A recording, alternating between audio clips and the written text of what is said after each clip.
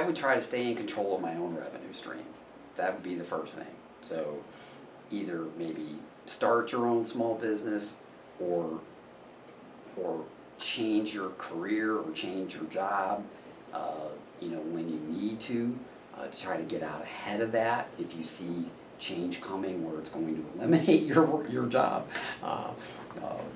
don't just sit and wait for it to happen. Try to stay in control of your revenue stream, and that is really hard for a lot of W-2 employees to do, because they all have kind of their head in the sand and think that they're going to have that job forever, and they don't realize how precarious that job really is. Even it's always been that way, but it's going to become much more precarious here as we go.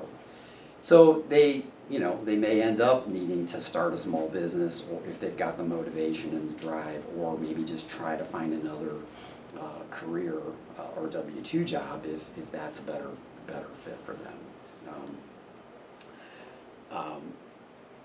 There will always be, in my view, seams in between these big company, large boulders that are out there, if you think of it that way, that are taking up the space in the market. But there's always big cracks between those boulders, and that's where small business lives anyway. So it's not that hard to find those seams and create a small business to feed your family, where you can get in control of the revenue stream, or find a job in one of those seams that will protect your revenue stream.